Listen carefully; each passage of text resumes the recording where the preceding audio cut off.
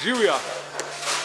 Današnji video govori o tem, v bistvu, zakaj nam zaupati kot podjetju Mizarstvo Hrovat, zakaj nam zaupati kot Kubi hiški, ker vem, da na trgu je zelo veliko ponudbe, veliko različnih rešitev, mi smo pač ena izmed njih in danes bi vam rad dal na pladnju par takšnih informacij, za katere mislim, da je prav, da se z njimi pohvalim, da je prav, da jih omenim, zato da tudi vi vidite, kaj se skriva za tem izdelkom. Ostanite z mano!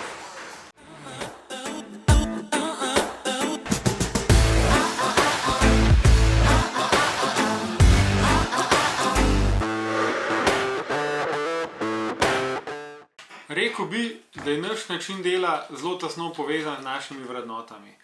In ta prva vrednota, ki jo imamo v mislih, ko se pogovarjamo o končnem izdelku, je kakovost.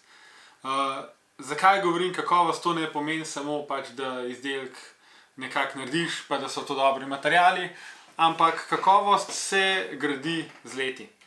To pomeni, da z vsako novo narejeno hiško se nekaj novega naučimo. In sigurno se učimo v največji meri iz napak. In če je teh napak bilo v preteklosti narejenih že veliko, pomeni, da je za nami že kar nekaj šole. Kubi hiške so zdaj v bistvu v našem programu nekaj 10 let, skupaj smo jih naredili okrog 500 in sigurno je bilo kar nekaj napak narejenih. In vse to nas uči, da je potrebno določene detalje nenehno izboljševati, da je treba določene stvari na dolgi rok popravljati, tudi hiška, ki je stara 10 let, lahko za sabo pokaže kakšne, ne vem, skrite pomanjkljivosti, karkoli takega. In če vse te stvari standardiziramo in jih vpeljamo v serijsko proizvodnjo, lahko na dolgi rok izdelujemo zelo kakovosten izdelek. In z vitko proizvodnjo, ki smo jo recimo v času digitalizacije, se pravi 2 leti nazaj, tudi izvedli, nam vse to omogoča.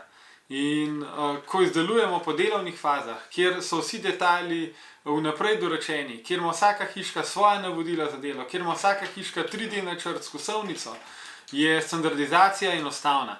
In s tem tudi zmanjšamo možnost za nastanek napak oziroma kasneje reklamacij. Količina časa, se pravi 10 let, nam pa omogoča, da pogledamo, kaj se z izdelkom na dolgi rok dogaja. In se ponovno iz tega učimo, če odkrijemo napako, jo standardiziramo in to spet vpeljamo kot novost tekom našega proizvodnega procesa. In če odgovorim na vprašanje, a je Kubi hiša lahko tudi cenovno dostopna? To vprašanje si lahko razlagamo na 2 načina. Tisti laičen odgovor je, da Kubi hiša ni poceni, zato ker se na trgu dobi tudi tiste, ki so pol cenejše, mogoče je treba sestaviti v lastni režiji ali pa je mogoče izdelana iz slabših materialov, čeprav je podobna videti. Če pa pogledamo po drugi strani, se pravi, da gledamo na dolgi rok, pa pogledamo detajle, pa pogledamo, a si to hišo res želimo na našem vrtu, a bo zaradi te hiše naš vrt lepši, sem pa prepričan, da kar naenkrat ni več prav veliko alternativ. In prepričan sem oziroma 100% zagovarjam, da enake kvalitete ni mogoče narediti za nič, zato ker imamo toliko enih postopkov standardiziranih, ker imamo toliko utečen proizvodni proces, da mora konkurenca po tej poti še hoditi, narediti vse te napake, se naučiti. V našem primeru je pa to že vse odpravljeno in cena, ki jo ponujamo s Kubi hiško, ni takšna zato, ker bi kot podjetniki hoteli, ne vem, mastno zaslužiti, ker na dolgi rok takšen biznis ne obstane. Želimo delati pošteno, želimo delati z dobrimi materiali, želimo delati natančno in predvsem želimo v ceno vključiti vse, kar rabite, da na koncu ni doplačil.